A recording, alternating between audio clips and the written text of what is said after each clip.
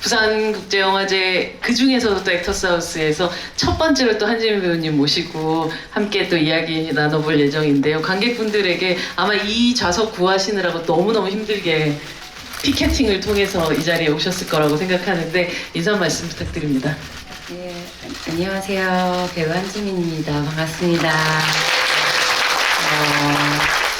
사실 제가 부산에 내려와서 연더팀과 여러 행사를 다니면서 관객분들을 오랜만에 대면을 하게 됐는데요. 이렇게 제가 단독으로 여러분들을 만날 생각하니까 갑자기 객석이 많이 비어있으면 어떡하지 이런 걱정이 되고 정말 진짜 그런 걱정하셨다고요? 네네네. 그랬는데 어찌됐건 주말에 너무 소중한 시간에 이렇게 저를 만나러 귀한 시간 내주셔서 너무 감사드리고 오늘 1시간 동안 재밌고 또 즐거운 이야기 서로 나눴으면 좋겠습니다. 큰 박수 부탁드려요. 말씀하셨던 것처럼 사실 작품으로 영화제를 찾게 되면 대부분 그 작품에 좀 기속된 질문들과 답들을 많이 하고 대부분 함께한 동료들과의 그 작업에 대한 이야기들 되게 많이 하게 되잖아요. 하지만 오늘 처음으로 이렇게 액터스 하우스에 그 다른 제목도 필요 없는 그냥 한지민 이름 이 석자로만 이런 자리를 꾸린다라는 얘기를 들었을 때 어떤 마음이셨는지가 궁금해요. 저는 사실 처음에 이영애 선배님이랑 같이 한다고 들었어요. 그렇게 오해를 하셨다고 하더라고요. 네, 그렇게 전날이 잘못됐었던 거예요. 그래서 선배님 너무 제가 좋아하고 우리 장금이와 신비로 네네네. 만났던. 네. 그래서 선배님 계시면 너무 같이 해보면 뜻깊은 시간이겠다 이렇게 생각을 했는데 혼자 한다는 거예요. 그래서 약간 무서웠었어요. 두려움도 있었지만 뭔가 이렇게 데뷔 이후에 저는 한국에서 팬미팅을 한 번도 해본 적이 없었거든요. 아 그런가요? 네네. 팬분들 정말 섭섭하시겠어요. 그래서 뭔가 이렇게 좀 너무 오랜만에 부산국제영화제가 성대하게 다시 열리기도 하고 저도 나름 데뷔한 지 19년 차가 되다 보니까 요즘에는 이런 시간이 너무 소중하더라고요. 매년 있을 때는 또 잘 모르다가 오랜만에 이렇게 다시 한다고 생각하니까 너무 귀한 시간일 것 같아서 꼭 해봐야겠다 해서 용기를 냈습니다. 네. 뭐 말씀은 19년이라고 얘기하셨지만 사실 카메라 앞에서 등장해서 한지민이라는 배우, 한지민이라는 이 사람의 얼굴을 마주한 지는 정말 20년이 훌쩍 넘은 그런 시간들이었죠. 네, 아무래도 제가 뭐 모델 이런 일은 고등학교 때부터 데뷔를 했지만 이제 연기를 한 지 이제 19년 차가 됐어요. 네. 아, 정말 19년이라는 시간이 그냥 허투루 흐르지 않았던 게 제가 또 이 액터스 하우스를 준비하면서 한지민 배우의 필모를 보는데 정말 쉴 틈이 없이 드라마를 찍다가 이 해는 좀 쉬었나? 라고 생각하면 영화를 또 찍었고 영화를 찍는 동안 또 지나고 나면 또 드라마를 쉬지 않고 이 필모그래피를 쌓아 오셨더라고요. 어떻게 보면 너무도 감사하게 그런 기회가 주어졌었기 때문에 초반에 데뷔를 하고 나서는 그때는 그냥 아무 생각 없이 무작정 기회가 오면 했던 것 같고 이제 중간에 좀 이렇게 저만의 또 슬럼프도 있었고 역할에 대한 또 한계도 많이 느끼고 이러면서 좀 새로운 것들을 또 찾게 되던 과정도 있었고 그렇게 19년을 네, 그냥 매년 이렇게 열심히 하다 보니까 19년이 흐른 것 같아요. 네. 그 지난 거의 20년에 가까운 이 한지민 배우의 필모들이 어떻게 또 쌓여왔는지를 좀 깊숙하게 좀 들어가서 또 이야기를 나눠보도록 하겠습니다. 이제 저희 그 카메라 프레스 너무한 거 아닙니까? 제가 의외로 이렇게 연기하는 카메라 앞은 좀 그렇게 어렵지 않은데 이렇게 배우는 이제 가수보다 이렇게 좀 무대에 서는 일이 적잖아요. 되게 오랫동안 그게 어렵고 힘들었던 것 같아요. 근데 사실은 우리가 항상 배우분들은 굉장히 카메라 앞에서 어쩜 저런 뭐 좋게 얘기해서 미친 연기를 하지? 라고 생각될 만한 그런 연기를 하는 사람들이 실제로 그냥 뭐 포토슛을 한다거나 혹은 이런 무대에 서면 세상 아이 같이 이렇게 너무 쑥스러워하고 그런 모습을 많이 봤었거든요. 진짜 포토홀도 너무 저는 싫어했었고요. 모두가 저를 이렇게 집중하는 이게 정말 어려웠어요. 아이러니한데. 굉장히 아이러니잖아요. 네. 네. 그게 현장에 스태프분들 많이 계시지만 좀 다른 느낌이긴 해요. 네. 사실 또 항상 대부분 하게 되는 일들이 대본이 주어지고 그 안에서 캐릭터를 찾아서 내가 그 캐릭터를 구현하는 일들을 하다 보니까 인간 한지민으로서 그냥 말 그대로 마음속으로 보자면 쌩얼로 관객들과 혹은 대중들과 직접 만나는 일들이 그렇게 익숙하진 않을 수도 있겠다라는 생각이 들긴 해요. 네, 그리고 이제 저를 위해서 걸음해주시는 분들의 그 소중한 시간을 제가 어떻게 값지게 꽉 채워드려야 될지 막 막막해서 팬미팅 못했던 것 같아요. 네. 이제는 개인기도 준비를 좀 하시고 여러 가지 아이돌 댄스 이런 그리고 것들 저도 이제 나이를 많이 이제 들었고 어디가 네.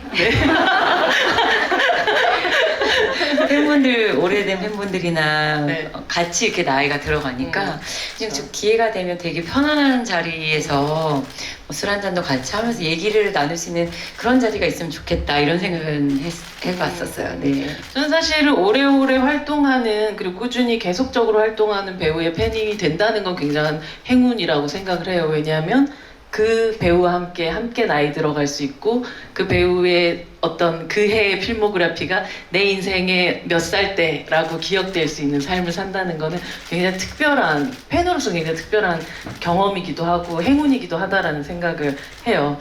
근데 사실 그 배우라는 그 직업군에 진입을 하는 사람들에겐 여러 유형이 있지만 어쩔 수 없이 카메라 앞에 말 그대로 소환되는 사람들이 있는 것 같아요.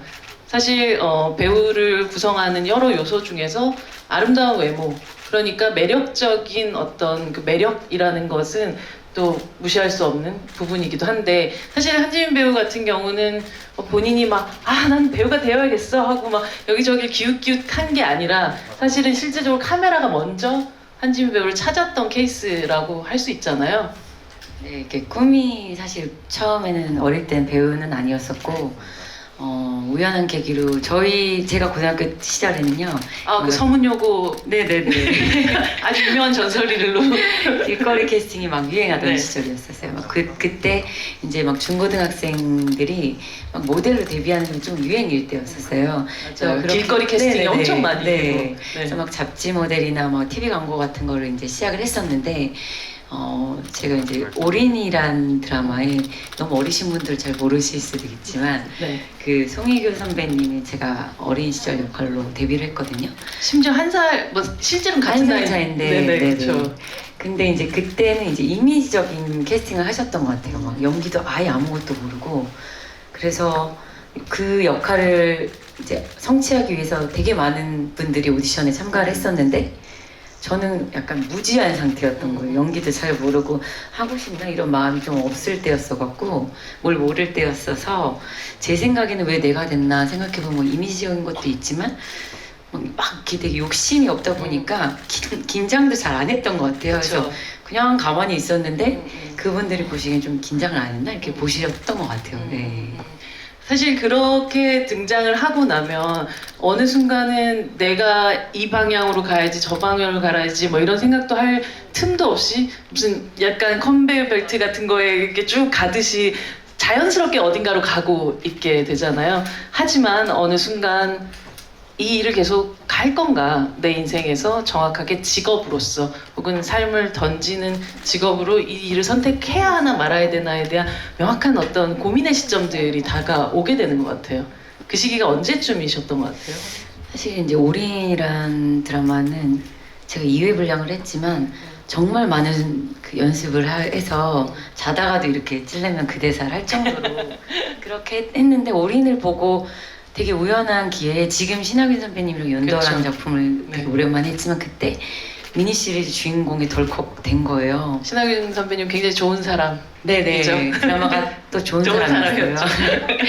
근데 너무 무지했었고 연습도 안 돼 있던 저에게 과분한 역할이 왔었어서 제가 정말 선배님한테 이제 죄송한 마음이 컸었는데 그래서 그때 그만하려고 했었어요. 그러다가 이렇게 민폐를 끼쳐서는 안 되겠다 이런 느낌. 예, 그리고 제가 MBTI가 INFP인데요. 그 특징이 민폐 끼친 거 제일 싫어하는 스타일이거든요. 근데 모든 셰프분들이 저를 항상 기다리고 계시고 제가 부족해서 몇 번을 다시 하니까 그게 너무 괴로웠었어요. 근데 또 사실 생각해보면 학창 시절에 무언가를 이렇게 못했던 적은 없었던 사람이었잖아요. 저는 부모님이 저를 안 혼내셨다고 생각했는데 그렇게 혼날 일을 하지 않았던 것 같아요. 그러니까요. 예. 그러니까 사실 어쩌면 살면서 처음으로 내가 무언가를 맞아요. 하고 있는데 이게 그렇게 남들한테 흡족하지 네네. 않을 수도 있겠구나라는 거 처음 모두가 흡족해 하지 않았죠. 못 네. 그리고 제가 신인 시절에는 좀 이렇게 무섭게 하셨었어요. 못하는 신인. 그런 예. 시대였죠. 네네. 시대가 그랬었어요. 음. 그래서 이제 그만해야겠다 이런 매일 집에 와서 울었었거든요. 그래서 아. 너무 민폐 끼치니까 힘들고 그러다가 그때 대장금이라는 드라마가 엄청난 인기를 얻고 있었어요. 그랬죠. 예, 그때 이제 아까 말씀드렸던 이영애 선배님 친구 역할이 들어왔는데 사실 진짜 이영애 선배님 친구의 소혜교 배우님 약간 이상하네요. 그쵸? 그쵸? 이게 약간 나이 파괴자 같은 사람이 되었는데 근데 주인공이 아니어서 너무 좋았어요 그때. 음. 그래서 한번 봐보고 싶었어요. 현장에 가서 선배님들이나 선생님들 연기하시는 모습을 내가 좀 보고 배워보고 싶은 마음이 컸었어서 그 현장에 가서 이영애 선배님을 진짜 많이 이렇게 봤었어요. 그리고 선배님처럼 말투도 따라해보고 말도 안 되죠? 목소리가 이렇게 다른데 그런 것들을 막 해보면서 조금 알겠는 거예요. 카메라가 어디 있고 조명은 어떻게 찾아야 되고 이런 걸 알다가 이거를 배우라는 일을 직업으로 삼아야겠다라는 계기는 저의 첫 영화였어요. 그게 청년. 네, 청년. 지금은 이제 하늘에 계신 그 장진영 선배님이랑 김주혁 선배님이 주인공이셨는데 그때 감독님께 저는 아직도 항상 인터뷰 때마다 감사하다고 말씀을 드리는데 이게 뭐 드라마랑 영화의 차이보다는 환경의 차이가 굉장히 컸었어요. 드라마는 일주일 내내 정말 씻을 시간도 없이 주인공들은 잠도 못 자고 이렇게 촬영하던 시기였고 지금은 훨씬 나아졌지만 그렇죠. 네. 네, 영화는 한 컷 한 컷 굉장히 공들여서 찍는데 감독님께서 그때도 제가 부족하고 많이 모자랐겠지만 많이 욕심을 내주시는 거예요. 그리고 그 캐릭터의 감정선에 대해서 이끌어주시고 디렉션이라는 걸 처음 받는 느낌이었었어요. 그래서 막 그때 기억하실지 모르겠지만 진영 선배님한테 막 모르스보어로 막 이렇게 하는 네. 통신하는 맞아요. 되게 슬픈 씬이 있었는데 네. 그거를 딱 찍고 나니까 처음으로 해냈다라는 그런 뭔가 쾌감이 드는 거예요. 그래서 그때 나도 뭔가 계속 해본다면 이런 쾌감을 느끼는 순간들이 조금씩 많아지지 않을까, 잦아들지 않을까, 더 느끼고 싶다 이런 생각이 들기 시작했던 것 같아요. 그 시기를 영화에. 좀 정말 생각해 보면 처음에 한지미란 배우가 등장했었을 때 어쩜 저렇게 올망졸망 예쁘게 생긴 사람이 있나 인형 같다라는 느낌을 받았다가 청년이라는 작품에서 그 술 먹고 주사 부리는 장면부터 시작해서 네네. 이정이가 왔다니까 하고 하던 역할을 기억하시면 그때부터 해서 이 사람이 얼마나 자유분방하게 카메라 앞에서 놀 수 있는가를 보여줬었던 그러면서도 말 그대로 말씀하셨던 그 감정의 파고까지도 또 담아내는 그런 모습을 보면서 배우가 되어가고 있고 사실은 배우이구나라는 느낌을 확실히 받게 됐었던 많은 분들이 아마 그 시기에 또 청년이라는 작품을 기억하시는 분들이라면 뭐 여러분 다시 볼 수도 있어요. 지금도 네 항상 팬심은 이게 역주행에 있기 때문에 네 다시 보셔도 근데 사실 거의 뭐 외모적으로는 거의 비슷한데 지금과 그렇게 영화라는 걸 경험하고 난 다음에 사실은 말씀하셨던 대로 조금은 욕심나게 욕심난다. 시작했어요. 예. 잘하고 싶다? 잘해내고 싶었어요. 잘해내고 싶다. 네네네. 근데 안타깝게도 영화에 대한 연이 계속 이어지진 않았었어요. 해바퀴시라는 게 있었긴 했었지만 네. 상대적으로 영화보다는 드라마를 좀 더 많이 그랬었죠. 하게 됐었어요. 근데 왜 특히나 이상 같은 작품은 또 긴 시간을 또 찍었어요. 네, 77부작 지금 못할 것 같아요. 77부. 그런데 늘 영화에 대한 그런 이렇게 좀 갈증이 있었죠.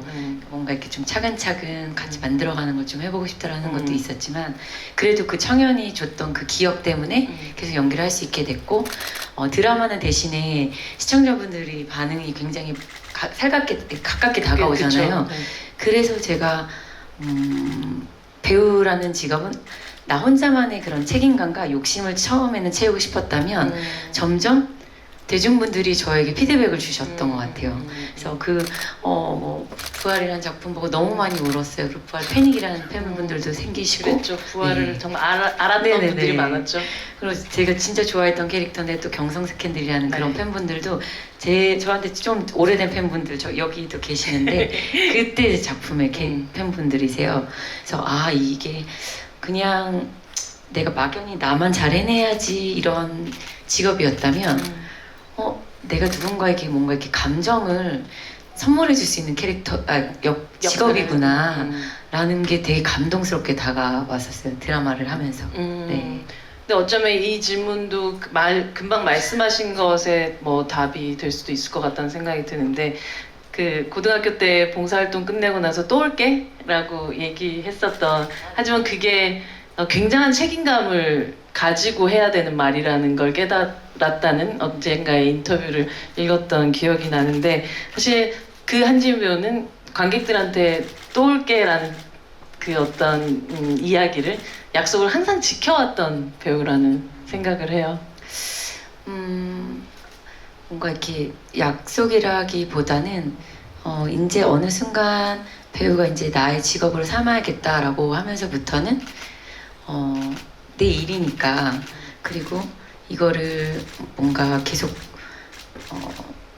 이렇게 쉼을 제가 힘들어했다라는 건 아닌데 뭔가 작품을 거듭날수록 뭔가 연기에 대한 성장을 저도 빨리 느끼고 싶은 마음이 계속 있었던 것 같아요. 그래서 막연하게 막 20대 초반에는 30대가 되면 내가 그 사이에 굉장히 많은 감정을 경험을 하겠지.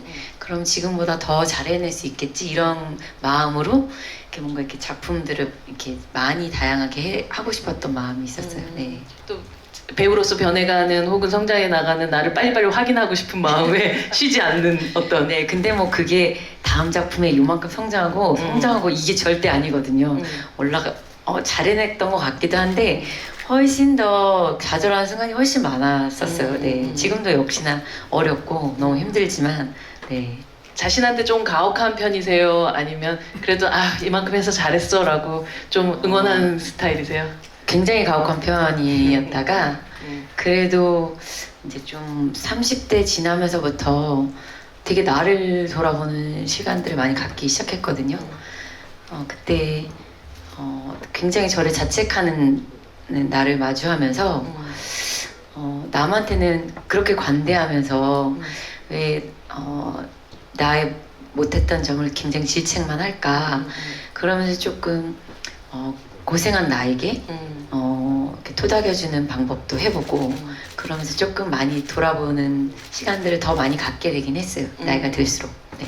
남들한테 진짜 관대해요. 제가 보는 사람 중에서 다른 사람을 세상에 이렇게 귀여워하는 사람 본 적이 자기가 제일 진짜요? 귀여우면서 제가 그걸 귀여워했죠. 항상 누군가를 보면 참 귀엽다 예쁘다라는 말을 항상 하는 사람인데 그 정작 그 얘기를 하는 본인이 제일 귀엽고 예쁘고 뭐 그렇더라고요. 그래서 좀 어이가 없다라는 생각을 좀 저를 잘 아시는 분들은 네. 귀여움 이꼴 저는 좀 아니고요. 그래서 저랑 가까운 분들이 자꾸 어디 인터뷰가 남자 같다 이래가지고 더 이상 하지 마시라고 그 말. 한지민 같죠. 남자 남자까지는 아니에요. 남자 같고 여자 같고가 아니라 한지민 같은 그 그래요? 모습이 네, 저는 기자님들 계신 거 아니에요? 남자 같다고 쓰시면 안 돼요. 앞에 살짝 그런 얘기 좀 하시긴 했었지만 그렇게 뭐 토닥여도 가고 조금 질책도 하고 뭐 이런 어떤 과정 속에서 그리고 배우라는 직업이 항상 내가 하고 싶다고 뭔가를 할 수 있는 시기도 할 수 있는 직업도 아니다 보니까 이게 슬럼프라면 슬럼프 혹은 스스로에 대한 뭔가 회의라면 회의 같은 것들이 들었던 시기가 분명히 있었을 것 같거든요. 이게 어떻게 보면 이렇게 작품들은 시대적인 분위기를 반영하기도 해요. 어떤 게 굉장히 유행할 때는 비슷한 소리가 막 쏟아져 나오고 공포 영화 막 쏟아지는 그렇죠. 타입이 있고 그렇죠. 그렇죠. 네. 근데 뭐 한때 막 로맨틱 코미디가 막 판타지면 막 이렇게 쏟아져 나오고 막 그래요.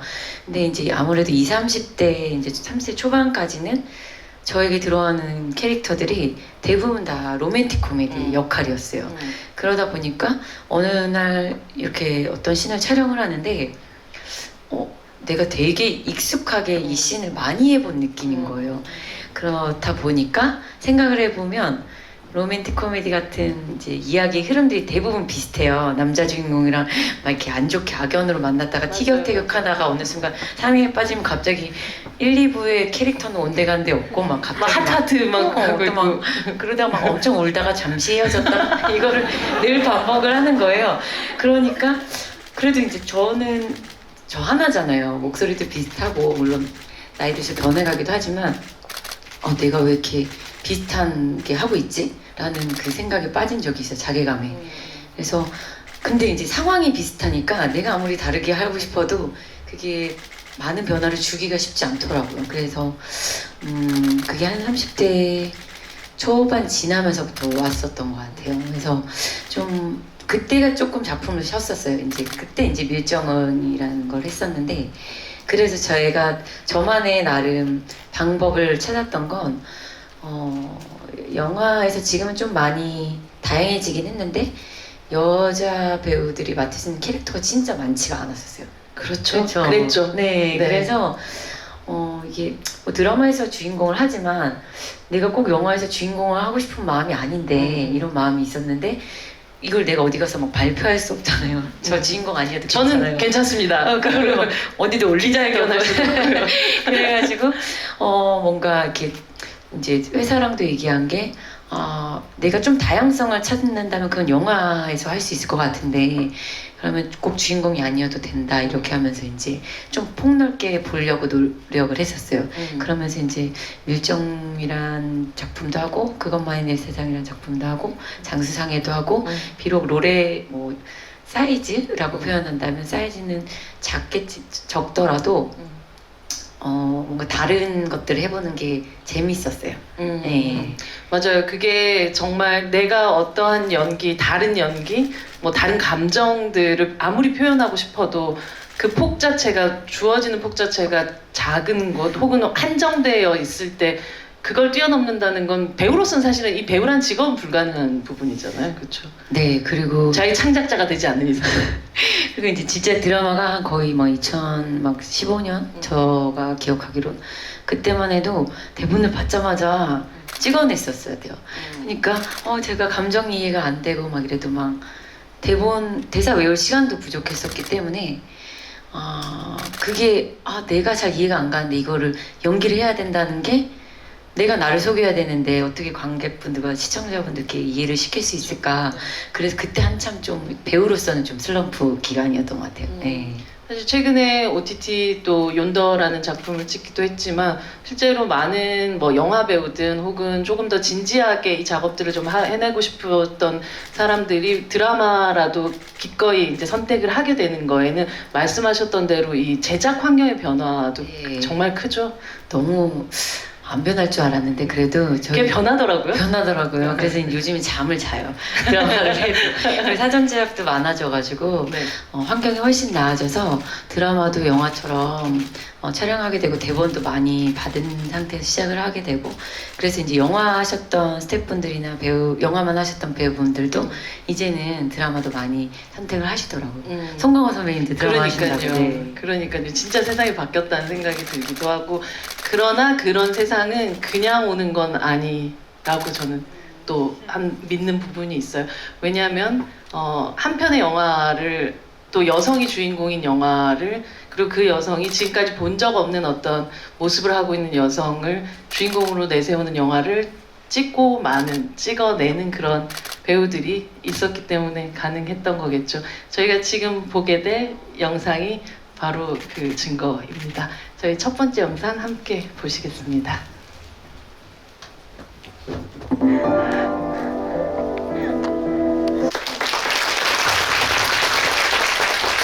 저 다시 봐도 좀 눈물 나서 저 어떤 부분을 보면 좋을까 해서 막 찾다가 저 부분을 이제 영화제 측에 보내면서도 제가 제일 좋아하는 장면이에요. 저 너무 네. 또 보니까 또 눈물이 나네요. 그래서 제가 잘 안 보려고 했는데 또 보게 되네요.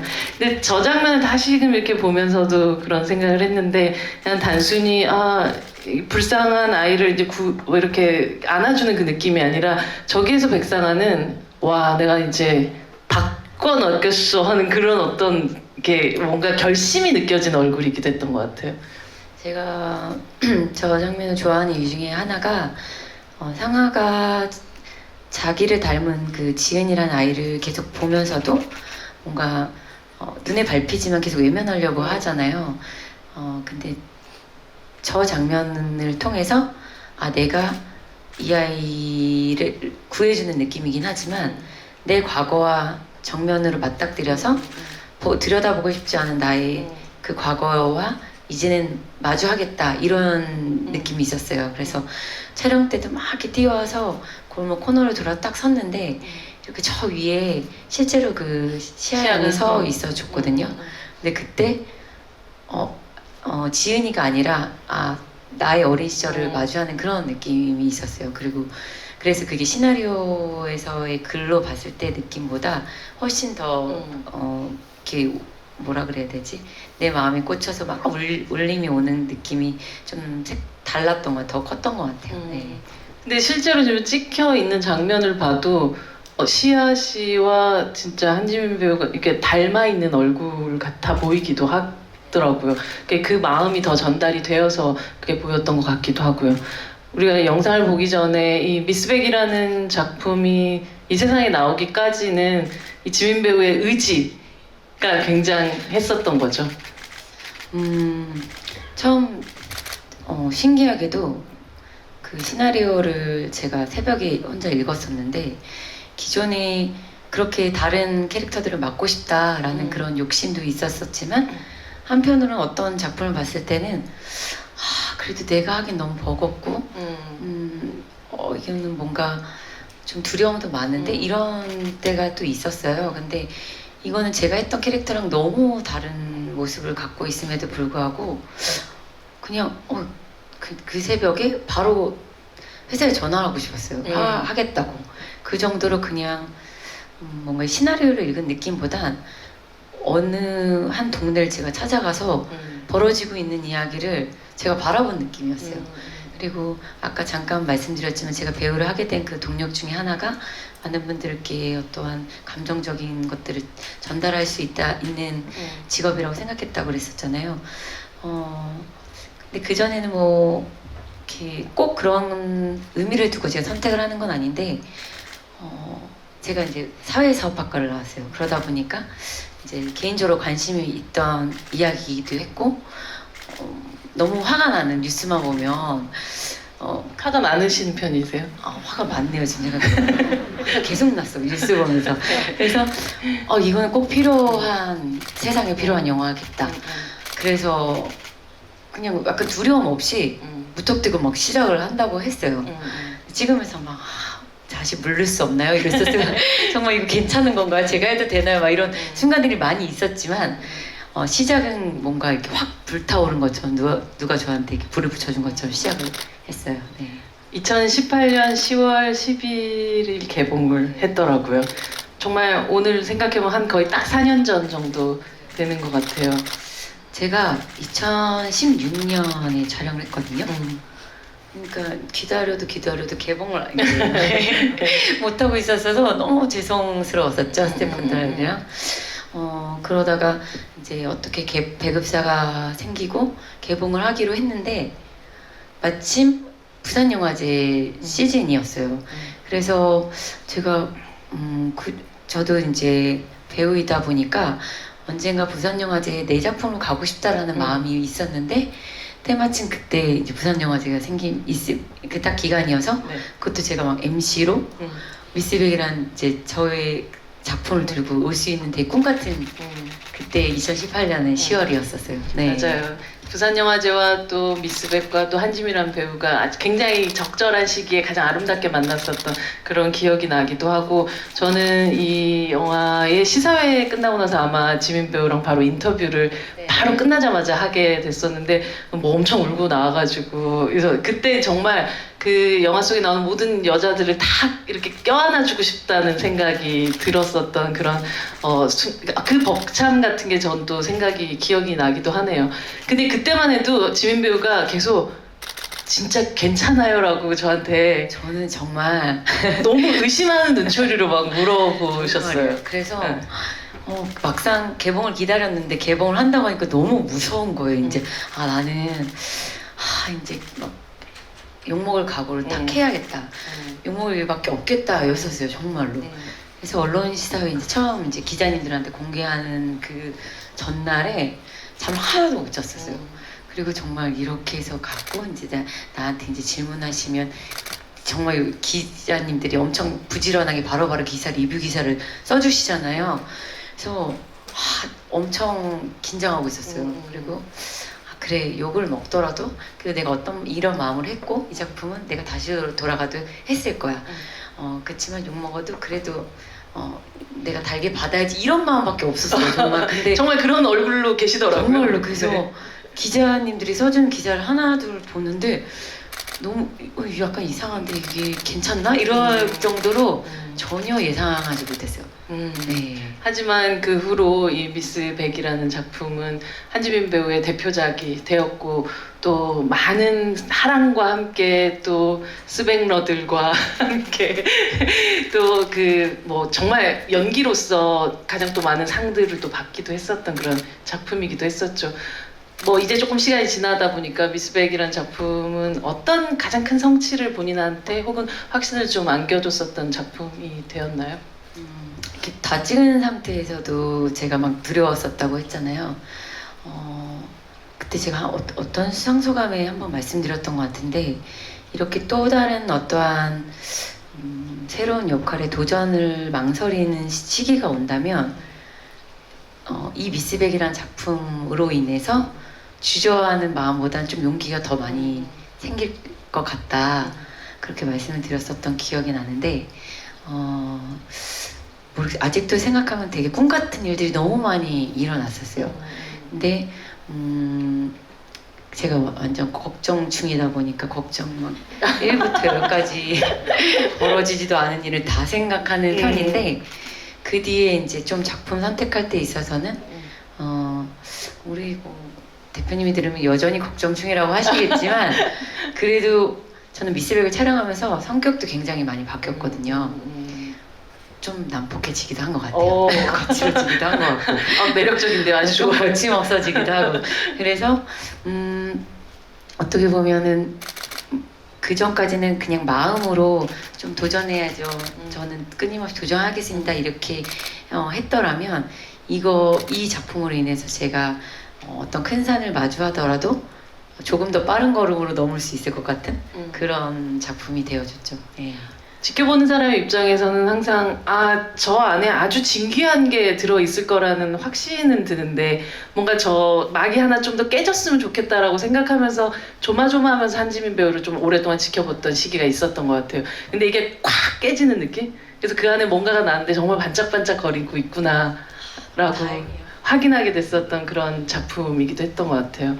너무나도 아름다운 작품이지만 그 안에 담겨져 있는 이야기는 굉장히 또 잔혹하기도 하고 슬프기도 하고 참담하기도 한 그런 내용인데, 사실 배우들에게 있어서 그 대부분 아주 집약적으로 압축적으로 한 사람의 인생을 감정적으로도 거의 노동을 하듯이 이제 살아내다 보면 이 멘탈이라는 걸 어떻게 사실은 관리한다라는 표현이 맞는지 모르겠지만 빠르게 회복시키고 또 다음 작품으로 나아가고 하는 데 있어서 자기만의 어떤 노하우라면 노하우, 방식 같은 게 생겨나갈 것 같아요. 그래서 뭔가 막 집중적으로 몇 개월 모두 스태프분들이랑 그 역할로 막 이렇게 살다가 딱 끝나면 다른 세계에 와서 이제 너무 공허한 마음이 그렇죠. 크게 되는 거예요. 그래서 어느 순간 제가 나는 인간 한지민으로서의 삶을 굉장히 많이 쌓아놔야겠다는 생각을 했었어요. 그러니까 제가 배우여서 뭔가 일상적인 생활을 안 했던 건 아니고 좀 성격적인 부분도 있었었는데 억지로라도 뭔가 저의 젊은 시절을 그냥 사람 한지민의 삶을 여러분들처럼 똑같이 다 누릴 수는 없겠지만 그래도 좀 노력을 해야겠다라는 생각을 했었어요. 그래서 여기 계신 분들도 다 직업이 있고 출근하시는 분들 아니면 개인 일을 하시는 분들도 있겠지만 이 배우 일은 나에게도 똑같이 그냥 어떠한 일이다 라고 생각을 하고 내가 어디 이렇게 나가서 뭐 당연히 생활을 하다 보면은 많은 대중분들이 알아봐 주시고 인사해 주시고 하잖아요. 그 사랑 때문에 내가 일을 할 수 있는 거기 때문에 그게 좀 불편한 순간이 있긴 하겠지만 그럼에도 불구하고 그게 두려워서 나의 그 젊은 나의 사람 한지민의 삶을 좀 포기하지 말아야겠다는 생각을 했었어요. 그래서 작품이 끝나면 저를 가장 일상적으로 대해주는 사람 있잖아요. 막 대해주는 사람. 막 대해주는 사람. 전혀 이렇게 배우로 안 봐주고 귀엽게 안 봐주는 사람들 있잖아요. 뭐래도 이렇게 혼낼 수 있는 사람들. 가장 편한 사람들이랑 이렇게 이제 어떻게 보면 제일 많이 원래 코비드 전에 했던 거는 이제 가족들이랑 항상 여행을 갔었어요. 그러면 제가 막 일상생활을 막 하다 보면 아 그래 난 또 이게 나의 삶이지 이렇게 또 그래서 여행이 좀 중요했던 것 같아요 저한테는. 네. 그쵸. 그 집에는 본인보다 더 예쁜 엄마도 계시고 언니도 있고 조카들도 있고. 그쵸. 제가 우리 집에서 가장 안 예쁘다고 그랬다가 또 말 한마디 하면 너무 막 일파만파 막 올라오니까 조심스러운데 제 눈에는 네, 엄마랑 언니가 너무 예뻐서 그렇습니다. 사실 그런 그 회복의 과정들이 있기 때문에 실질적으로 그 다음 작품에서는 완전히 또 다른 모습들을 또 보여줄 수도 있고. 뭔가 잘 비워내야 좀 새로운 것들을 잘 채울 수 있는 직업인 것 같아요. 근데 그게 참 어디 교과서에 나오는 것도 아니고. 맞아, 쉽지 않아요. 본인이 정말 몸으로 터득하고 체화되는 과정을 거쳐야만 그걸 깨닫게 된다는 것도 참 잔인한 직업인 것 같기도 하네요. 근데 저는 뭐 사랑도 그렇고 비워내지 않으면 새로운 사랑을 시작도 못한 성격이라서 이 비움을 잘 하려고 되게 노력을 많이 하는 편이에요. 네. 사실 이 영화 속에 밀스백이 하는 대사 중에 나는 가르쳐 줄 것도 없고 줄 것도 없어 대신 네 옆에 있을게 지켜줄게 라는 대사를 하는데 사실 이런 스백이의 태도는 보면 한지민 배우가 관객들한테 주는 태도와도 굉장히 닮아있다라는 생각을 해요. 뭔가 굉장히 부담스럽게 강요하는 연기를 한다기보다 늘 그냥 그 옆에 있어줄 것 같은 그 든든함 같은 것들을 어느 순간부터는 더 받게 됐었던 것 같아요. 그건 어쩌면 삶의 태도 자체도 조금 더 그렇게 살아가고 있는 게 아닐까 싶기도 하고요. 너무 그런가요? 잘 뭔가 이렇게 거창하게 생각을 하고 제가 막 이렇게 쌓아왔던 게 아니다 보니까 근데 이제 저의 삶의 태도가 어떤가 생각을 해보면 제 개인적인 성격은 그런 것 같아요. 그러니까 제가 좀 힘들고 좀 지쳐 있을 때 가장 사실 사람한테 필요한 거는 이렇게 마음이잖아요. 나에 대한 뭔가 해답을 바라는 말을 해주는 것보다 그냥 나를 아는 누군가가 옆에 있는 거가 저한테 가장 큰 위로더라고요. 그래서 저 역시도 제 주변 가까운 사람들한테는 그런 존재가 되고 싶은 마음이 크기도 한데 이렇게 이제 대중분들이나 관객분들에게는 제가 드릴 수 있는 선물은 어찌됐건 배우이다 보니까 작품밖에 없으니까 그것들을 가르쳐 줄 수는 없잖아요. 제가 가르쳐 드릴 수 있는 건 작품이다 보니까 그렇게 좀 여러분들 곁에 계속 물론 기회가 주어져야겠지만 이렇게 꾸준하게 연기를 계속 해나가는 그런 배우이고 싶은 바람은 당연히 있죠. 네.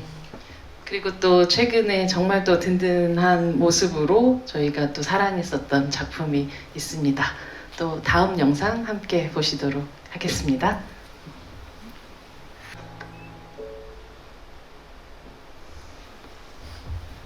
그 박수 같이 보니까 너무 대단한데요. 아 그래서 너무 울까봐 저는 사실 괜찮으신 거예요? 근데 사실 아주 쉽지 않은 씬이라고 저는 생각해요. 노희경 작가가 되게 원망스러울 수 있을 정도로 사실 배우로서는 저런 씬들이 진짜 정말 어려운 씬이잖아요. 감정이 점점 고조되면서 그러나 그 해내야 되는 그 대사와 그 분명한 메시지들을 전달하면서 그 마음까지도 담아내는 그런 씬. 사실 영옥이가 진짜 쉽지 않았었어요. 이제 정말 실제 그 쌍둥이 언니가 다운증후군 친구가 연기를 했었어야 했고, 뭔가 저 씬 하나로 꼭 다운증후군뿐만이 아니라 장애를 갖고 있는 그런 가족분들에 대한 이야기를 대변하는 이야기였어서, 그래서 어떻게 이렇게 글자로 보면 이게 굉장히 설명적으로 느껴질 수 있는 대사예요. 그리고 상대 배우는 대사가 없는 채로 김우빈 씨가 정말 김우빈 씨가 항상 대사가 없더라고요. 처음에 그렇다고 표정 하셨죠. 보셨죠? 그러니까 나보고 이걸 어쩌라는 거지? 저만 항상 말을 왜 이렇게 말을 안 하는 거야? 맨날 그랬거든요.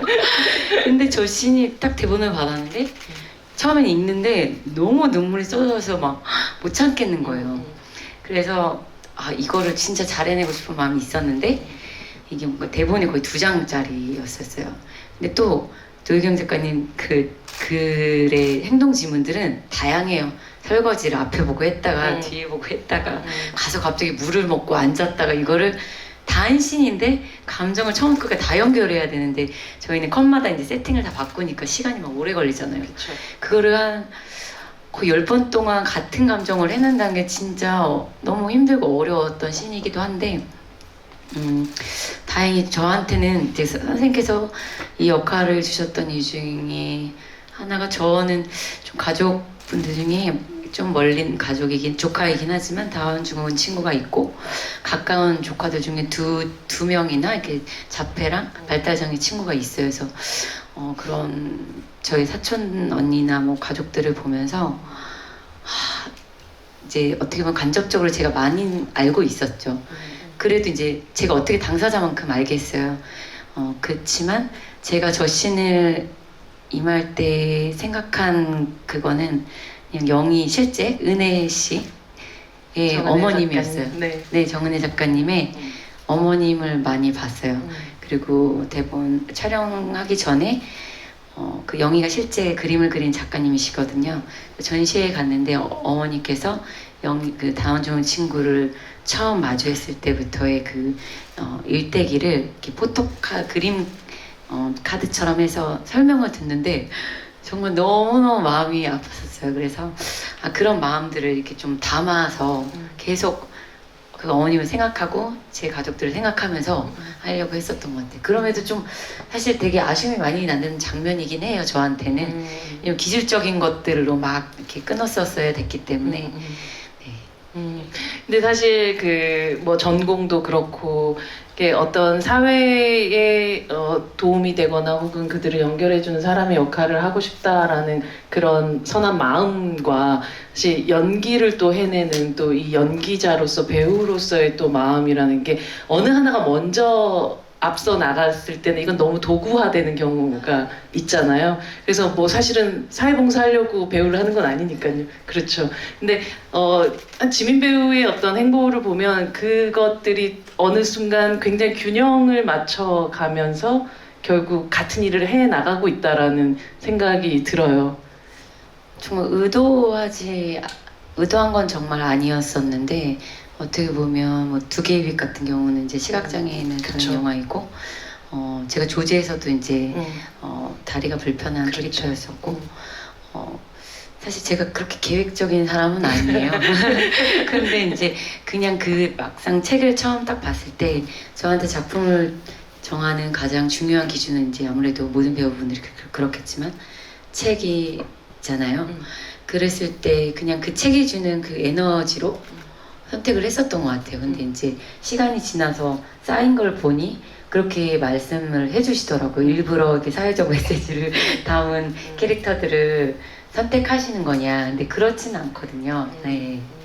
하지만 그 선의들이 그냥 선의로만 끝나는 것이 아니라 우리에게 재미로도 다가오고 또 사실 예술적인 방식으로 보자면 즐거움으로까지 이렇게 다가오는 순간 사실 배우로서 하는 일이라는 것이 결국은 원래 생각했던 그 목적에 네네. 다다르게 되는 네. 것 같아요. 네, 그게 한쪽만 또 균형이 그게 어그러져도 저 착한 건 알겠는데 좋은 일인 건 알겠는데 이건 재미없어 라고 하는 순간 대중들은 더 이상 그 목적을 혹은 원래의 마음을 또 이해할 수 없게 되는 상황이 네네네. 되니까요. 그렇죠? 이제 앞으로 좀 고민하게 될 것 같아요. 오늘부로. 저희가 오늘 또 얘기를 듣다 보니까 시간이 너무 금방 가서 벌써 여러분들에게도 사실 질문하시고 싶은 게 너무 많을 텐데 제가 기회를 드리도록 하겠습니다. 빨리 꽃지미님이 먼저. 네. 안녕하세요. 저는 영화를 전공하고 있는 학생인데 나중에 꼭 한번 작업을 해보고 싶고 연출 전공하시고 네. 계신가요? 네. 배우님께 여쭤보고 싶은 게 있는데 내가 배우를 하면서 쭉 해나갈 수 있는 순간들이 있었을 것 같은데 난 정말 배우를 하기 잘했다 생각했던 순간이 있었는지 지금 라인 나우. 지금 라인 나우. 이렇게 저를 제가 뭐라고 이렇게 또 보러 와주시고 제 얘기 재미없을 수도 있는데 이렇게 와주신 여러분 보니까 너무 지금 감사하고 소중한데요. 아까도 말씀드렸었지만 제가 우리들의 블루스를 이제 가장 최근작이다 보니까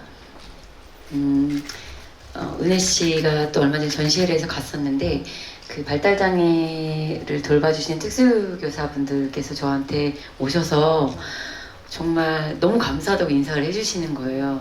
그러면서 정말 사회가 이 친구들을 바라보는 시선들이 이렇게 크게 바뀔 줄 몰랐다고 그런 말씀을 막 해주시는 거예요. 그리고 은혜 씨 어머니께서도 너무 구름 위에 살고 계신 느낌이 이렇게 마냥 좋다가 아니라 너무 이상해요. 믿을 수 없다 네, 같은 느낌. 예전에는 은혜 얼굴을 보고 모두 손가락질하고 뭔가 이렇게 모두는 아니겠죠. 그런 분들 계셨다면 지금은 은혜랑 그러니까 너무 귀엽다고 사진 찍어달라고 하고 그 세상이 너무 바뀐 느낌이 이래서 작품의 힘이 굉장히 큰 거구나 라는 생각이 들면서 그때 가장 사실 참 제일 보람찬 것 같아요. 네. 그리고 사실 우리들의 블루스는 은혜 작가님뿐 아니라 그러니까 농인이셨던 또 별이 네, 역할, 또 나오고 그래서 우리가 흔히 배우들이 이제 그 장애가 없는 사람들이 장애를 가진 사람 연기를 지금까지 굉장히 많이 해왔는데 뭐 코다 같은 작품도 그렇지만 실제로 이제는 그들이 연기까지도 함께 하는 것이 너무나 자연스러워지는 세상이 돼갈 것 같고.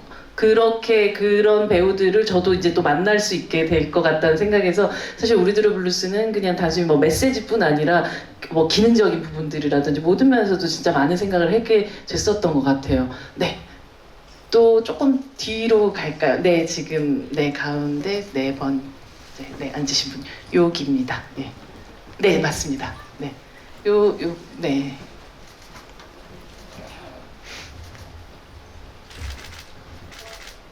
안녕하세요. 저는 배우 준비하고 있는 아. 배우 지망생. 네. 반갑습니다. 여기 다 같이 나중에 만나는 거 아니에요? 현장에서? 네. 같이 써주시면 안 될까요? 저 꼭 현장에서 같이 촬영하면 좋을 것 그럼 꼭 얘기해 주세요. 지금 마스크 써서 잘 안 보이니까 꼭 만나게 되면 얘기해 주세요. 저는 제가 가지고 있는 이미지랑 하고 싶은 역할에 대해 간극이 좀 있는 편이고 저도 약간 사회운동가로서 운동하고 싶은 역할들이 좀 많은데 그거에 대한 간극이 있을 때 어떻게 해결을 하면 좋을지나 조언 같은 걸 듣고 싶습니다. 사실 저도 엄청 그런 게 있으셨죠? 다 제가 너무 착한 줄 알아요. 그러니까요. 진짜 착한 역할 너무 많이 주셔가지고 아니 그러니까 미스백에서 담배 피는 거 보고도 깜짝 놀랐다고. 속이 시원했죠. 전작 다른 거 할 수 있으니까. 근데 그거는 사실 제가 어느 순간 그게 너무 바꾸고 싶다라는 생각이 많이 있는 거예요. 그리고 그 착하다라는 그런 이미지 때문에 내가 이게 나를 이렇게 얽매이는 그런 말들이 되면 안 되는데라고 생각했을 때가 있는데 또 그 시기가 지나면 저한테는 그래도 내가 착한 이미지로 여기까지 온 것 같은데 그리고 내가 해봤던 거, 내가 잘하는 거 또 할 수 있고 잘하는 걸 또 할 수 있는 기회가 오는 것도 나쁘지 않다라는 생각이 지금은 들어요. 예전에는 자꾸 새로운 거 하고 싶었는데 근데 똑같으면 어때? 또 잘할 수 있는 거 또 하면 어때? 이런 생각이 사실은 좀 연차가 쌓이면 생기기도 하긴 하지만 일단 한순간에 그 이미지를 다 바꿀 수는 없는 것 같아요. 근데 그 간극이라는 거는 이제 시작을 하시는 배우님이신 거잖아요. 그래서 일단 저는 시작이 되게 중요할 것 같아요. 뭔가 이렇게 연기를 할 수 있는 장에 발을 들여놓는 게 지금부터 뭔가 내가 할 수 있는 롤이 아니라서 연기를 포기하는 시점은 아닌 것 같아서 일단 뭔가 기회가 온다면 사실은 기회가 누구에게나 다 너무 오지 않잖아요. 그리고 맞습니다. 네, 배우마다 다 운대가 또 다르기도 하고 그 운이 되게 뒤늦게 온 사람도 있으니까 일단 그 간극에 대한 차이는 좀 연기를 많이 해본 다음에 그때 고민하셔도 될 것 같아요. 지금은 그냥 거침없이 나에게 주어지면 연기는 무조건 많이 해보기. 그게 중요할 것 같아요. 네. 네, 다음 질문으로 가겠습니다. 한지민 배우님이 한 분 정도. 네. 그거 전 결정. 제가 한번 좀 떠맡겨 볼까 했는데. 한 분 선택하면 다 죄송합니다 해야 될 그러니까요. 네. 그러면 저 가운데서 반짝반짝 하고 계신 분에게로 가겠습니다. 네. 제일 뒤로 가네요. 네.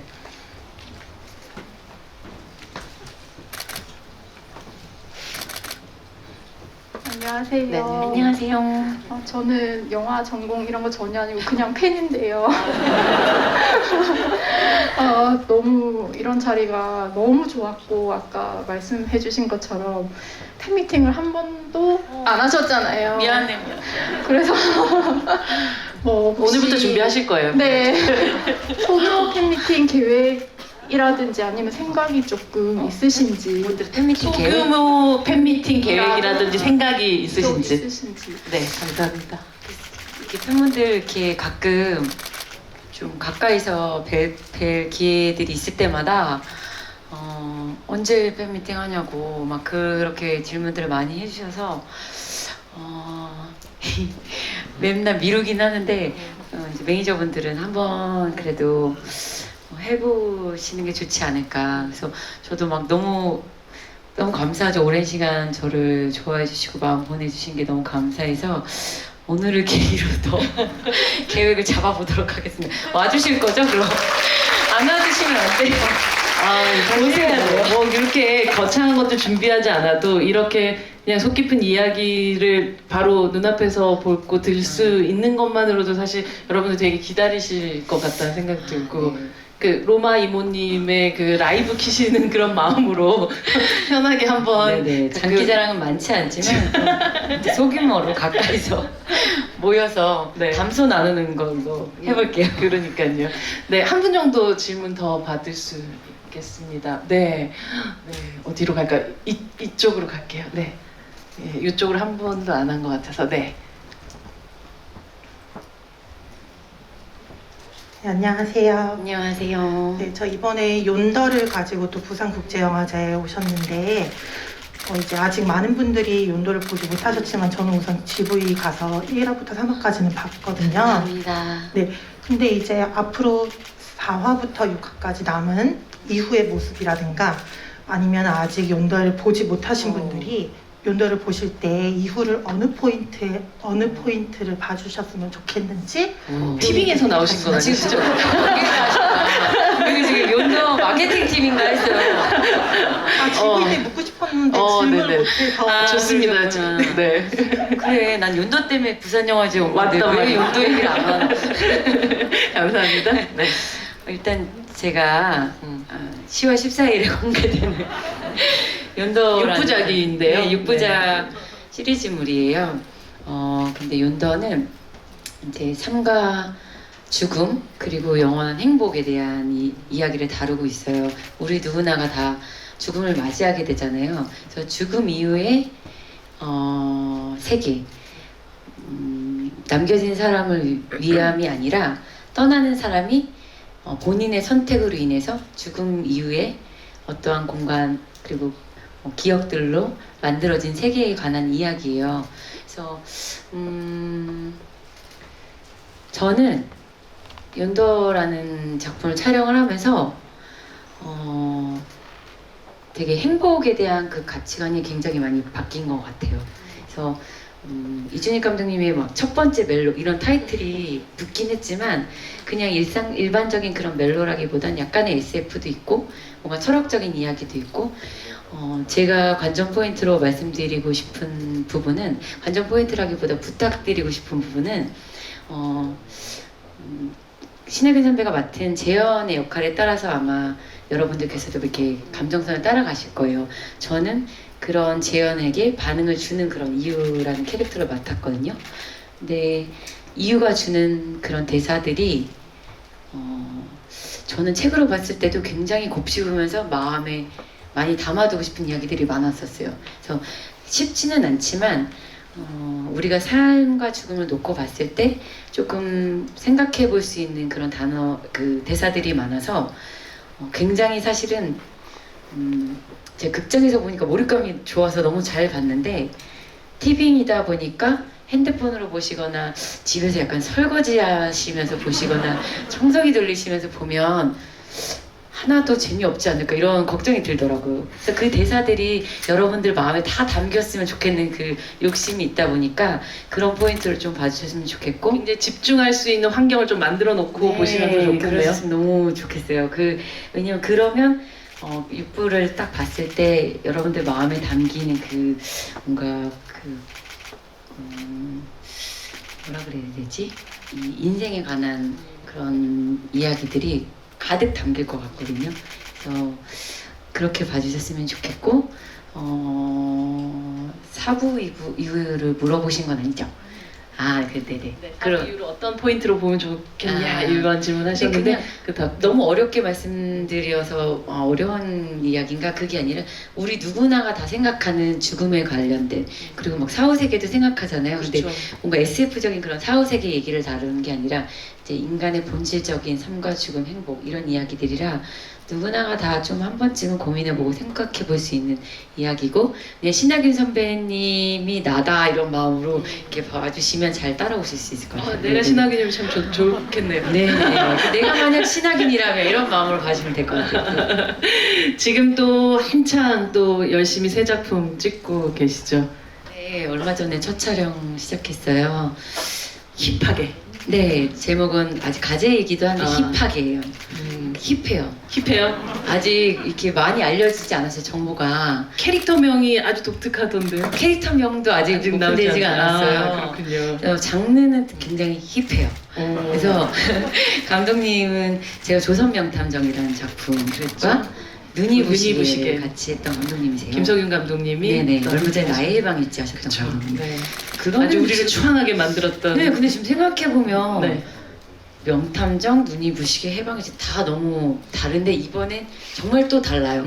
다른 장르여서 어떻게 보면 이준익 감독님이랑 조금 비슷하게 맞아요. 매번 다양한, 다양한 작품들을 만들어 네. 나가는. 근데 그 두 분 다 제가 너무 애정하는 감독님이거든요. 그래서 그냥 김석윤 감독님께서 이전부터 나랑 한 작품 어떻게 잘 재밌게 한번 해보자 이렇게 약속을 해주셨었는데 그게 이번에 힙하게예요. 그래서 좀 저한테 또 다른 도전이기도 한데 이거는 좀 연도랑 다르게 가볍게 보실 수 있어요. 재밌게 해보자. 네, 재밌게 볼 수 있어요. 어. 이거 말해도 되나? 네. 근데 감독님께서 팁을 드리자면 원래는 예능국 출신이세요. 그러셨죠. 네. 유재석 씨한테 메뚜기 탈을 씌우신 맞아요. 감독이시거든요. 네. 그래서 그 본인이 갖고 계시는 그 재능을 이번에. 마음껏 담은 작품입니다. 사실 최근에 한지민 배우님이 이제 또 연기하셨던 그런 캐릭터들을 보면 어느 정도 또 마음속에 무거운 돌 같은 것들을 하나씩 가지고 있었던 그런 캐릭터였다면 왠지 지금 듣는 느낌으로는 아주 방방 날아다닐 것 같은 그런 느낌이 들기도 하네요. 막 날아다니면서 몸을 너무 많이 써서 너무 피곤한 거예요. 마음은 가볍게 시작했는데 몸 네. 쓰는 게 막 많더라고요. 네.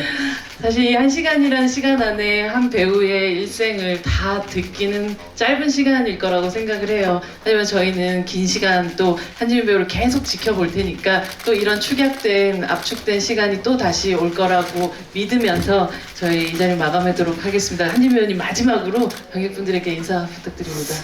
정말 그냥 얘기하는 내내 막 계속 울컥울컥 뭉클뭉클한 걸 진짜 많이 누르면서 참은 것 같아요. 울지 말아야지.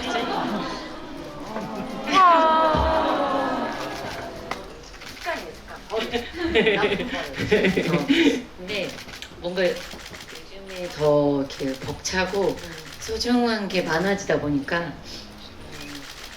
잠시만요.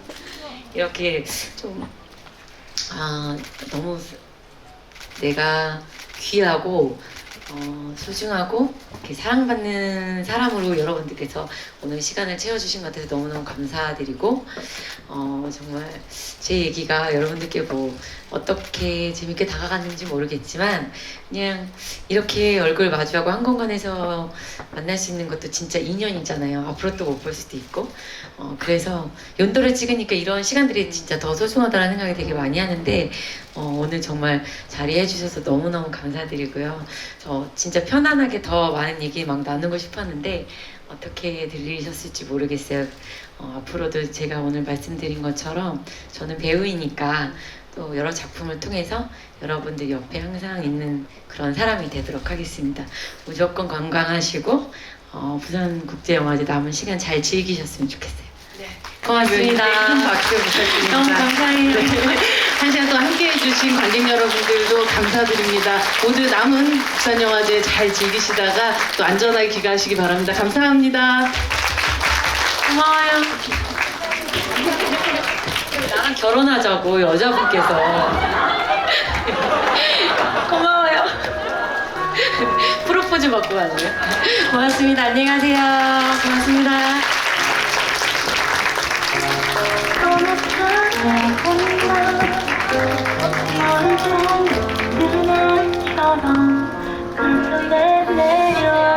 관객 여러분들의 안전한 퇴장을 위해 1열부터 순차적으로 퇴장할 예정이오니